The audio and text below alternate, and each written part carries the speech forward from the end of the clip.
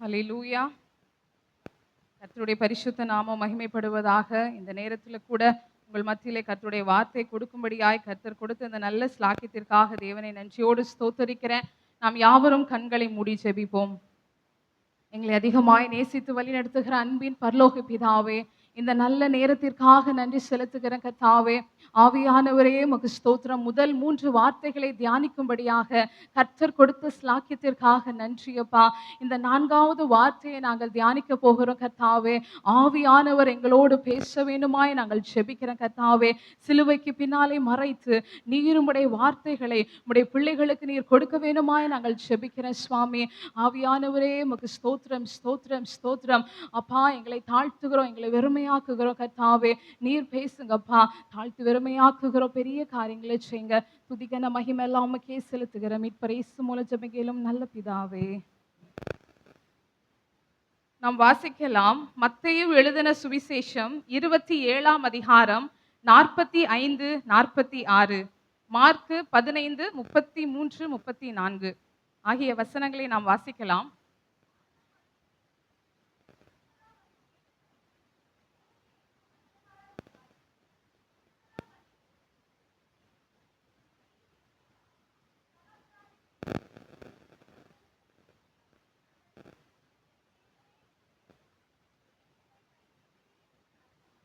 ஹல்லேலூயா. 9ஆம் மணி நேரம் முதல் பூமியில என்ன ஆயிற்று? அந்தகாரம் உண்டாயிற்று. 6ஆம் மணி நேரம் முதல் 9ஆம் மணி நேரம் வரைக்கும் பூமி எங்கும் ஒரே அந்தகாரம் உண்டாயிற்று. அந்த கடைசி 9ஆம் மணி நேரத்தில் இயேசு சொல்லுகிறார், ஏலி ஏலி லாமா சபக்தானி. நம்ம 3 வார்த்தைகளை தியானித்தோம். இது பின்பாடும் நம்ம இன்னும் 3 வசனங்களை தியானிக்க போகிறோம். எல்லா வார்த்தைகளும் நம்மளுடைய மொழிகளிலே மொழிபெயர்க்கப்பட்டு இருக்கிறது. அதுபோல ஒவ்வொரு கண்ட்ரிஸ், ஒவ்வொரு ஸ்டேட்ல அந்தந்த மொழிகளில வேத வல்லுநர்கள் மொழிபெயர்த்திருக்கிறார்கள். ஆனால் இந்த 4வது வார்த்தை மட்டும் பாருங்களேன், ஆண்டவருடைய தாய்மொழியான அரமையு மொழியில அப்படியே சொல்லப்பட்டிருக்கு. ஏலி ஏலி லாமா சபக்தானி. மார்க் எழுதின சுவிசேஷத்துல பார்த்தோம்னா ஏலோயி ஏலோயி லாமா சபக்தானி என்று சொல்லப்பட்டு இருக்கிறது. இந்த வார்த்தை ஒரு வலி நிறைந்த வார்த்தையாக காணப்படுகிறது. ஒரு கேள்விக்குறியான வார்த்தை. அதோட மொழியாக்கத்தை பார்த்தோன்னு சொன்னா, என் தேவனே ஏன் என்னை கைவிட்டீர்? ஒரு பரிதவிப்பின் வார்த்தையாக இருக்கிறது. ஒரு கைவிடப்பட்ட சூழ்நிலை, உடைக்கப்பட்ட ஒரு சூழ்நிலை, மிகுந்த வேதனையின் உச்சியில ஆண்டவர் சொல்லுகிறதான வார்த்தை, என் தேவனே ஏன் என்னை கைவிட்டீர் அப்படின்னு சொல்லி அவர் மிகவும் வேதனையோடு இந்த வார்த்தையை சொல்லுகிறார். நம்ம பார்க்கிறோம். அந்த சிலுவை காட்சியை நம்ம கண்முள்ள நம்ம நினைத்து கொண்டே இந்த வார்த்தைகளை நம்ம கேட்கணும். அப்பொழுதுதான் நமக்கு எல்லாவற்றையும் கர்த்தர் தெளிவாக விளக்க விரும்புகிறார். இந்த வார்த்தை மூலமாக பிதாவானவர் இயேசுவை கைவிட்டதான ஒரு தருணம். பிதாவும் இயேசுவும் ஒன்றாய் இருக்கிறார்கள். நம்ம யோவான் எழுதின சுவிசேஷம் 8ஆம் அதிகாரத்துல எல்லாம் பார்த்தோம்னு சொன்னா, பிதா என்னை தனியாக இருக்க விடவே இல்லை, நானும் பிதாவும் ஒன்றாய் இருக்கிறோம் அப்படிங்கிற வார்த்தைகளை நம்ம பார்த்ததுண்டு, வாசிக்கிறது உண்டு. ஆனா இந்த நிமிஷத்துல பிதா ஏன் ஏசப்பாவை கைவிட்டாங்க, பிதா எதுக்கு கைவிட்டாங்க அப்படின்னு சொல்லி நம்ம பார்க்க போகிறோம். முதலாவதாக இந்த வார்த்தை எதற்காக சொல்லப்பட்டதுன்னா, தீர்க்க தரிசனம் நிறைவேற வேண்டும் என்பதற்காக சொல்லப்பட்டது. எடுத்து வாசிக்கலாம். ஆமோஸ் எழுதின தீர்க்க தரிசன புத்தகம் 8ஆம் அதிகாரம் 9ஆம் வசனம். தீர்க்கதரிசிகள் சொன்னதான அந்த வார்த்தைகள் நிறைவேற வேண்டும் என்பதற்காக இதெல்லாம் நடக்கிறது. வாசிக்கலாமா? ஆமோஸ் 8ஆம் அதிகாரம் 9ஆம் வசனம்.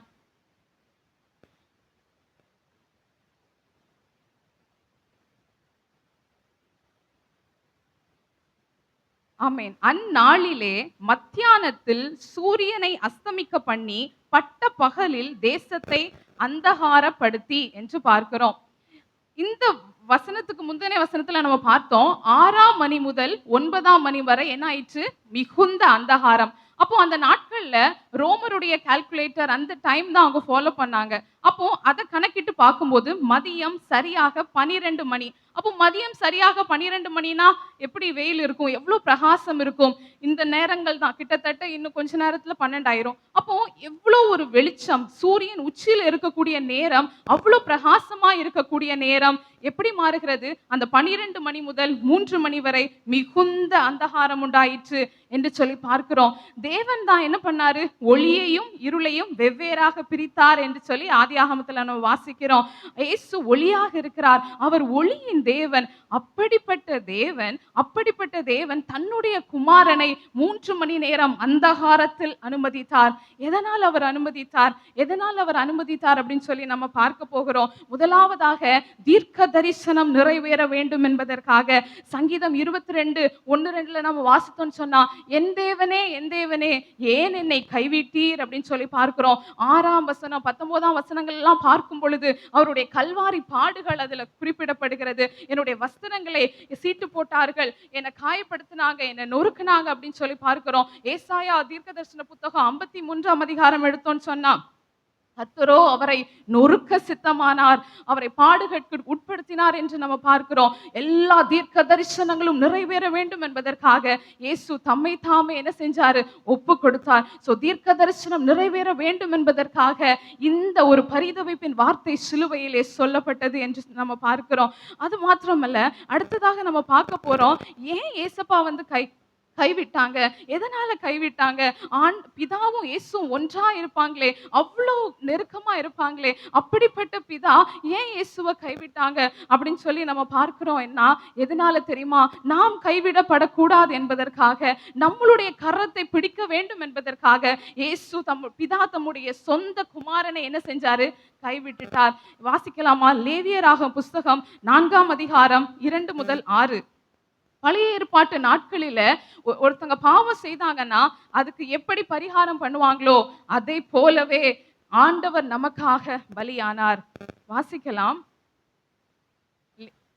நீ இஸ்ரவேல் புத்திரிடத்தில் சொல்ல வேண்டியது என்னவென்றால், ஒருவன் கர்த்தருடைய கட்டளைகளில் யாதொன்றை அறியாமையினால் மீறி செய்யத்தகாததை செய்து பாவத்துக்கு உட்பட்டால் அறிய வேண்டியதாவது, அபிஷேகம் பெற்ற ஆசாரியன் ஜனங்கள் குற்றத்திற்கு உட்பட்டத்தக்கதாக பாவம் செய்தால் தான் செய்த பாவத்து நிமித்தம் பழுதற்ற ஒரு இளம் காளையை பாவ நிவாரண பலியாக கர்த்தருடைய சந்நிதியில் கொண்டு வர கடவன். அவன் அந்த காளையை ஆசரிப்பு கூடார வாசலில் கர்த்தருடைய சந்நிதியில் கொண்டு வந்து அதன் தலைமேல் தன் கரையை வைத்து கர்த்தருடைய சந்நிதியில் அதை கொல்ல கடவன். அப்பொழுது அபிஷேகம் பெற்ற ஆசாரியன் அந்த காளையின் இரத்தத்தில் கொஞ்சம் எடுத்து அதை ஆசரிப்பு கூடாரத்தில் கொண்டு வந்து தன் விரலை இரத்தத்தில் தோய்த்து பரிசுத்த ஸ்தலத்தின் திரைக்கு எதிரே கர்த்தருடைய சந்நிதியில் 7 தரம் தெளிக்க கடவன். இந்த லேவிய ராகத்துல நம்ம பார்க்கிறோம் என்ன அப்படின்னா, ஒருத்தங்க பாவம் செஞ்சுட்டாங்க அப்படின்னா அந்த பாவம் என்ன செய்யணும்? மன்னிக்கப்படணும். அது எப்படி மன்னிக்கப்படும் அப்படின்னா, பழுதற்ற ஒரு இளங்கடா அல்லது பழுதற்ற ஒரு இளம் காளையை தான் என்ன செய்ய போறோம்? பலி செலுத்த போறோம். அப்போ பாவம் செய்தவன் என்ன பண்ணணும் அப்படின்னா, அந்த பழுதற்ற கடா அல்லது அந்த பழுதற்ற காளை மேல தன்னுடைய கரங்களை வைத்து அதை பலி செலுத்தணும். அந்த இரத்தத்தை எடுத்து ஆசாரியன் என்ன பண்ணுவான்? 7 முறை தெளிப்பான் என்று சொல்லி நம்ம பார்க்கிறோம். அதே சம்பவம் தான் இந்த சிலுவையிலே நடைபெற்றது. நம்முடைய கர்த்தராகிய இயேசு சிலுவையிலே அந்த பழுதற்ற கடாவாக, பழுதற்ற காளையாக அவர் சிலுவையில் தொங்கிக் கொண்டிருந்தார். அது மாத்திரமல்ல, அவரே அந்த பரிசுத்த ஆசாரியனாகவும் இருந்தார். இதுல பார்த்தோம், சந்நிதியில் 7 தரம் தெளிக்க கடவன் என்று சொல்லி பார்க்கிறோம். இதுல இந்த சிலுவை காட்சியில பார்த்தோம்னு சொன்னா, நம்மளுடைய பரிசுத்த தேவன், நம்முடைய பரிசுத்த இயேசுவானவர் சிலுவையிலே 7 வார்த்தைகளை பேசினார். 7 வார்த்தைகளை பேசினார். அதற்கான அர்த்தம் இதுதான். 7 தரம் அந்த தெளிக்கப்பட்டது, அந்த ரத்தம் தெளிக்கப்பட்டது. அதை போல ஆண்டவராகிய இயேசு கிறிஸ்து சிலுவையிலே 7 வார்த்தைகளை பேசி இருக்கிறார். அவர் சிலுவையிலே பலியாடாகவும் இருந்திருக்கிறார், ஆசாரியனாகவும் இருந்து தன்னுடைய கடமையை அவர் நிறைவு செய்திருக்கிறார் என்று நம்ம பார்க்கிறோம். காரணம் என்ன தெரியுமா? நம்மளுடைய பாவங்கள் மன்னிக்கப்படணும். நாம் கைவிடப்பட்டுறக்கூடாது. நமக்கு அந்த நித்திய ரட்சிப்பு கிடைக்கணும். நமக்கு அந்த மீட்பு கிடைக்கணும். என் பிள்ளைகள் இதை இழந்து விடக்கூடாதே என்பதற்காக தேவன் தன்னுடைய சொந்த குமாரனை இந்த உலகத்திற்கு அனுப்பி ஆண்டவர் என்ன செஞ்சிருக்கிறார் தெரியுமா? நமக்காக நம்ம கரத்தை பிடிப்பதற்காக தன் குமாரனை அவர் கைவிட்டு விட்டார். பிதாவும் இயேசுவும் அவ்வளோ ஒண்ணா இருந்தாங்க, அவ்வளோ ஒண்ணா இருந்தாங்க. ஆனா நம்ம எல்லாரும் மீட்கப்படணுமே, நம்ம எல்லாரும் ரட்சிக்கப்படணுமே, நம்ம எல்லாருக்கும் அந்த அனுபவம் கிடைக்கணுமே என்று சொல்லி தேவன் நம்மளுடைய கரத்தை பிடிப்பதற்காக அவருடைய கையை விட்டு விட்டார். ஏன் தெரியுமா? ஆண்டவர் தேவன் பாவத்தை பார்க்க மாட்டாத சுத்த கண்ணர் என்று சொல்லி வேதத்துல பார்க்கிறோம். ஆபக்குக்கு 1:13 எடுத்து பார்த்தோம்னு சொன்னா, ஏன் ஆண்டவர் தன்னுடைய முகத்தை மறைச்சார் தன்னுடைய குமாரனுக்கு? ஏன்னா அவர் பாவத்தை பார்க்க மாட்டாத சுத்த கண்ணன். இப்போ ஆண்டவர் சிலுவையில நம்ம எல்லாருடைய பாவங்களையும் அவர் மேல வச்சுட்டோம், அப்படிதானே? எப்படி இந்த ஆட்டுக்குட்டி மேல தப்பு செய்தவன் தன்னுடைய கைகளை வைக்கும் போது அவனுடைய பாவங்கள் எல்லாம் அந்த ஆட்டுக்குட்டிக்குள்ள போகுது, அப்படிங்கிறது தான் வழக்கம். அது போல இப்போ சிலுவையில ஆண்டவர் தொங்கிக் கொண்டிருக்கிறார். நம்ம எல்லாருடைய பாவங்கள், உலக மக்களின் அனைத்து பாவங்களும் இப்பொழுது யாருக்குள்ள போயிட்டு, நம் பிதாவாகிய நம்ம கர்த்தராகிய இயேசு கிறிஸ்துவின் மேல எல்லா பாவங்களும் நம்ம சமர்ப்பிச்சிட்டோம். அவர் ஏற்றுக்கொண்டுட்டார். அப்போ இப்போ கர்த்தர் எப்படி இருக்கிறாரு? முழுவதுமாக பாவமா இருக்கிறாரு, முழுவதுமாக சாபமா இருக்கிறாரு. அவர் முழுவதுமாக பாவத்தில் தொங்கிக் கொண்டிருக்கும் போது பிதாவால பார்க்க முடியுமா? முடியாது. அவர் பாவத்தை பார்க்க மாட்டாத சுத்த கண்ணன். அதனால தன்னுடைய கண்களை மூடி தன்னுடைய முகத்தை திருப்பி கொண்டார். தன் சொந்த குமாரனை உலகத்துக்கு அனுப்பினார். நாம் செய்த பாவத்துக்காக அவர் தன் பிள்ளைக்கு அவ்வளோ பாடு. நம்ம பிள்ளைக்கு ஒரு கஷ்டம்னா நம்மளால தாங்க முடியுமா? முடியாது. ஆனா பிதாவானவர் நம் மீது உள்ள அன்பினாலே தன்னுடைய முகத்தை திருப்பி கொண்டார். உலகம் அந்தகாரமாயிற்று. எல்லா பாவமும் அவர் சுமந்தார், எல்லாவற்றையும் அவர் ஏற்றுக்கொண்டார்.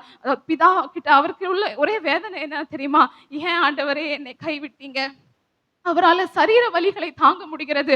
கைகள் கால்களில் ஆணி, நெற்றில் தலையில் அவ்வளோ ரத்தம் வடிகிறது. அவ்வளோ வேதனைகளை தாங்கிக் கொண்ட தேவன் எதை அவரால் தாங்க முடியல தெரியுமா? பிதா தன்னுடைய முகத்தை மறைத்ததை அவரால் ஏற்றுக்கொள்ளவே முடியல. அப்பொழுதுதான் அந்த வேதனையின் உச்சியில, அந்த வேதனையின் மத்தியிலே அவர் சொல்லுகிற வார்த்தை, என் தேவனே, என் தேவனே, ஏன் என்னை கைவிட்டீர் என்று சொன்னார். அல்லேலூயா. நம்ம எடுத்து வாசிக்கலாம். 2 கொரிந்தியர் 5:21.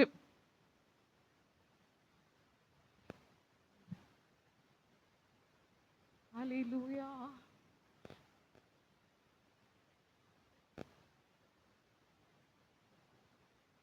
ஆமென்.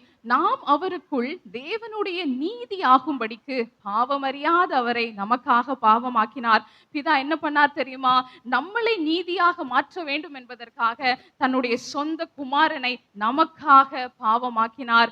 நம்மளை கைவிடாமல் இருக்க வேண்டும், நம் கரத்தை பிடிக்க வேண்டும், நம்மோடு உறவை புதுப்பித்துக் கொள்ள வேண்டும் என்பதற்காக தனக்கும் குமாரனுக்குமான உறவை துண்டித்தார். தனக்கும் குமாரனுக்குமான உறவில் ஒரு விரிசல் ஏற்பட்டது. தன்னுடைய முகத்தை மறைத்து கொண்டார் என்று சொல்லி நம்ம பார்க்கிறோம். ஏசாயா 59:2 நம்ம பார்த்தோம்னு சொன்னா, நம்மளுடைய அக்கிரமங்கள் தான் என்ன பண்ணுது? முகத்தை மறைக்கிறது என்று சொல்லி பார்க்கிறோம். ஏசாயா 59:2.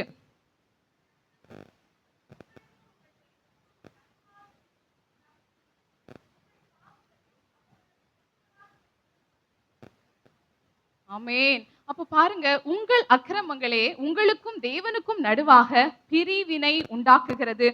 இப்போ நம்ம எல்லாருடைய பாவங்களும் இயேசுவானவர் மேல இருக்கிறதுனால இப்போ ஒரு பெரிய பிரிவினை. பிதா இயேசுவை பார்க்க முடியாது, தன்னுடைய முகத்தை திருப்பி கொண்டார். அதில் அழகா சொல்லப்பட்டிருக்கிறது, அவர் உங்களுக்கு செவி கொடாதபடிக்கு அவருடைய முகத்தை உங்களுக்கு மறைக்கிறது. அப்போ நம்ம கிட்ட பாவம் இருந்துச்சுன்னு சொன்னா கர்த்தர் நம்மளை எட்டி கூட பார்க்க மாட்டார், அவரால் நம்ம பார்க்கவே முடியாது. இதுல இருந்து நம்ம ஒரு சத்தியத்தை அறிந்து கொள்ளணும்.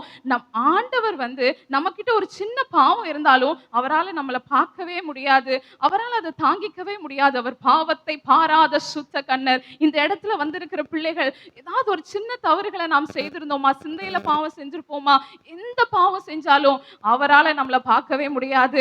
நான் ஒரு சத்தியத்தை இங்க சொல்ல விரும்புகிறேன். இந்த வசனத்தை நீங்க வாசிங்க. மத்தேயு எழுதின சுவிசேஷம் 27ஆம் அதிகாரம் நம்ம எல்லாரும் எடுத்துக்கொள்வோமா?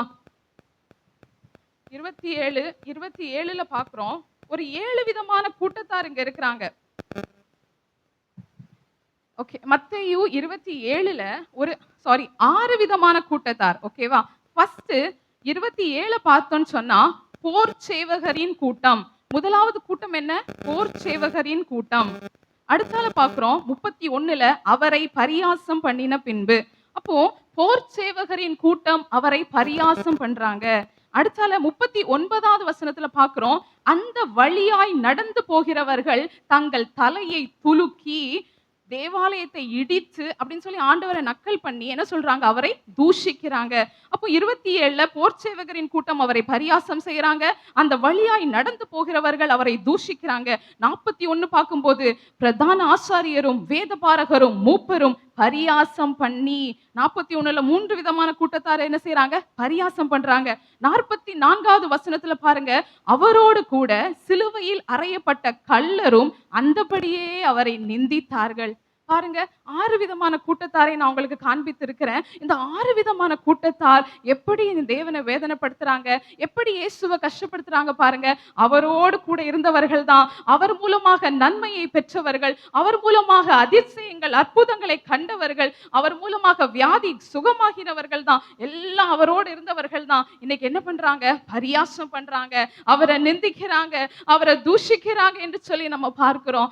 பாருங்களேன், சிலுவை மரத்தை தூக்கி கொண்டு அவ்வளோ கஷ்டத்தின் மத்தியில என்னுடைய சொந்த ஜனங்கள் என்ன பண்ணிட்டாங்க? என்னை வேதனைப்படுத்திட்டாங்களே, என்னை இந்த தூஷிக்கிறாங்களே, என்னை அவமானப்படுத்துறாங்களே, என்னை கஷ்டப்படுத்துறாங்களேன்னு சொல்லி மிகுந்த துக்கத்துல இயேசுவானவர் அந்த இடத்துல காணப்படுகிறார். அது மாத்திரமல்ல, முதலாவது பார்க்கும்போது முழுவதும் நிந்தனைகள், முழுவதும் கஷ்டங்கள், பாடுகள், தூஷணங்கள், பரிகசிப்பு நிறைந்ததான ஒரு சூழ்நிலை. அடுத்தால பார்த்தோம்னா 45 பார்த்தோன்னு சொன்னா அந்தகாரம் உண்டாயிற்று. அவர் ஒளி, அவர் இயேசுனாலே ஒளிதான். அப்படிப்பட்ட வெளிச்சத்தின் தேவனுக்கு 3 மணி நேரம் இருளில் இருக்கக்கூடிய சூழ்நிலை, முற்றிலும் இருளான ஒரு நிலைமை காணப்படுகிறது. ஆனாலும் அந்த நேரத்துல அவர் என்ன சொல்றாரு? என் தேவனே, என் தேவனே, ஏன் என்னை கைவிட்டீர்? ஆனா இதுல இருந்து நான் ஒண்ணு சொல்றேன் பாருங்களேன். 47ஆம் வசனம் வாசிங்க.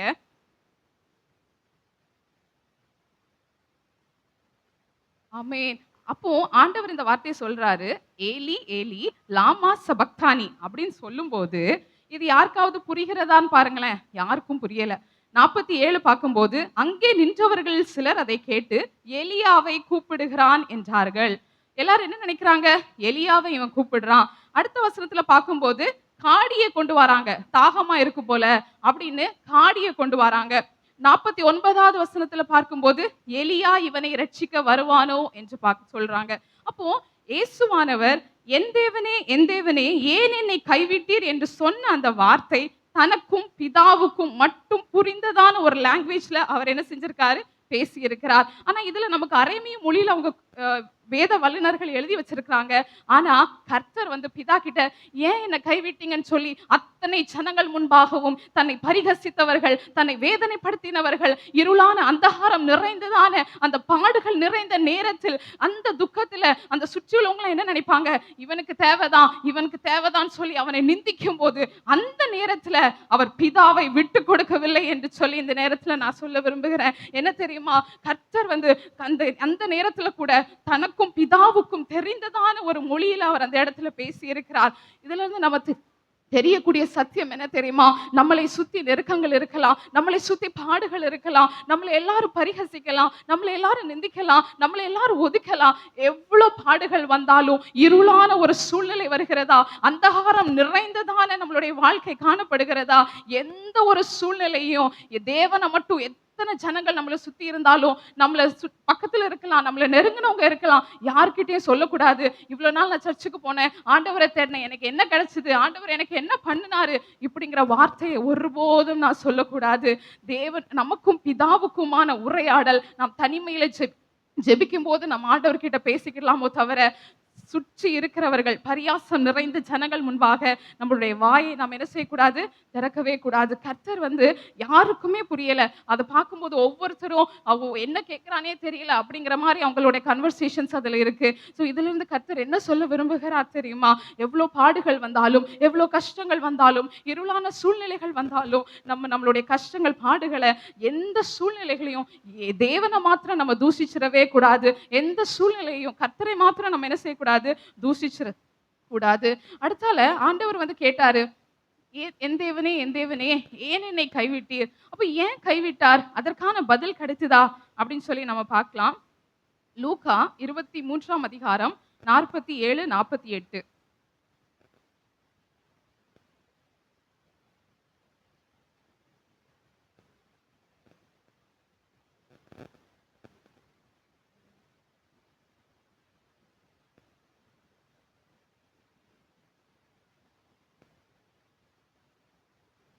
ஆமென்.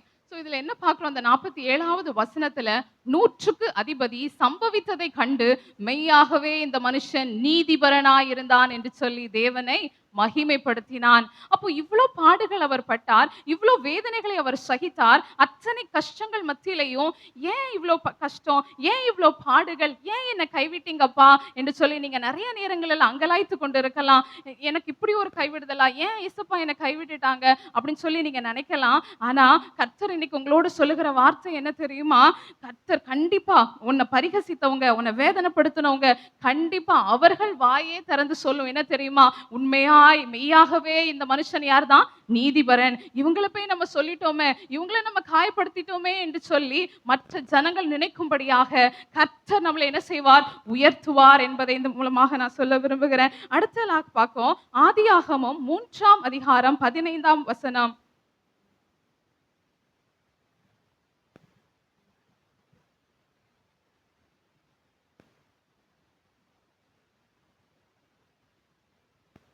ஆமென். இதுல பார்க்கும், உனக்கும் ஸ்திரீக்கும் உன் வித்துக்கும் அவள் வித்துக்கும் பகை உண்டாக்குவேன், அவர் உன் தலையை நசுக்குவார் என்று சொல்லி பார்க்கிறோம்.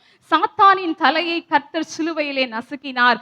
அந்த பிசாசின் தலையை கர்த்தர் என்ன செஞ்சார்? சிலுவையிலே நசுக்கினார். பிசாசின் திட்டங்கள் எதுவுமே செயலற்று போயிட்டு கர்த்தர் தன்னை ஒடுக்கி, தன்னை தாழ்த்தி, இவ்வளோ கஷ்டங்கள், இவ்வளோ பாடுகள் மத்தியிலையும் தன்னை அவர் ஒடுக்கி கீழ்ப்படுத்தினதுனால, கர்த்தருடைய தேவனுடைய திட்டத்தை அவர் நிறைவேற்றினதுனால சிலுவையிலே அவர் என்ன செஞ்சார்? வெற்றி சிறந்தார். இதை எப்படி சொல்லலாம் அப்படின்னா, ஒரு பெரிய திட்டம் நிறைவேறுவதற்காக எத்தனை கஷ்டங்களை அவர் சகித்தார் என்று சொல்லலாம். உங்களுடைய வாழ்க்கையில பாடுகள் இருக்கலாம், நிந்தனைகள் இருக்கலாம், பரிகசிப்புகள் இருக்கலாம், இருளான சூழ்நிலைகள் இருக்கலாம். ஆனா எல்லாவற்றை நிமித்தமும் நீ தேவனை தூஷிக்காம, பிறர் முன்பாக தேவனை தூஷிக்காம எல்லாவற்றை நீ சகித்துக் கொண்டு இருந்தேன்னா போதும், கர்த்தர் உன்னை குறித்து ஒரு பெரிய திட்டம் வைத்திருக்கிறார். நீங்க நினைக்கலாம், எனக்கு ஏன் இவ்வளவு பாடு, ஏன் ஒரு கைவிடப்பட்ட ஒரு சூழ்நிலை? ஒரு பெரிய திட்டம் நிறைவேற போகிறது, ஒரு பெரிய திட்டம் நிறைவேற போகிறது என்பதற்காக அத்தனை பாடுகளும் நமக்காக இந்த கஷ்டம் இந்த காலத்துல கர்த்தர் தருகிறார். இதை அனைத்தையும் பொறுமையோடு நம்ம சகித்தோம்னா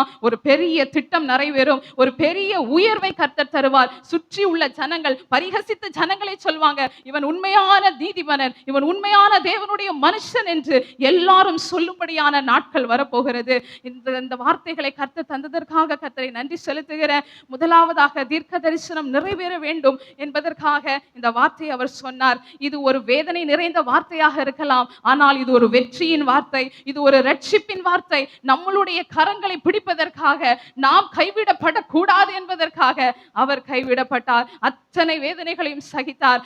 நாம் இந்த உலகத்தில் ரட்சிக்கப்பட்டு நீதிமானாய் வாழ வேண்டும் என்பதற்காக அவர் பாவமானார். இந்த வார்த்தைகளை நாம் மனதில் பதித்துக் கொண்டு தேவனுக்கு பிரியமான ஒரு வாழ்க்கையை வாழணும். எந்த சூழ்நிலையிலும் கர்த்தரை தூஷிக்காதபடி, எவ்வளவு பாடுகள், கஷ்டங்கள், கண்ணீர்கள் வந்தாலும் அவரை உறுதியாய் நம்ம பற்றி பிடித்து கொண்டோமானால் நமக்கு முதலாவது ஒரு பெரிய உயர்வு உண்டு. நம்மளை சுற்றி உள்ளவர்களே நம்மளை குறித்து இவன் உண்மையான மனுஷன் என்று சொல்லி உங்களை வாழ்த்துவார்கள். அடுத்தால ஒரு பெரிய திட்டம் நம்மளை கொண்டு நிறைவேற போகிறது. கர்த்தர் இந்த வார்த்தைகளை ஆசீர்வதிப்பாராக.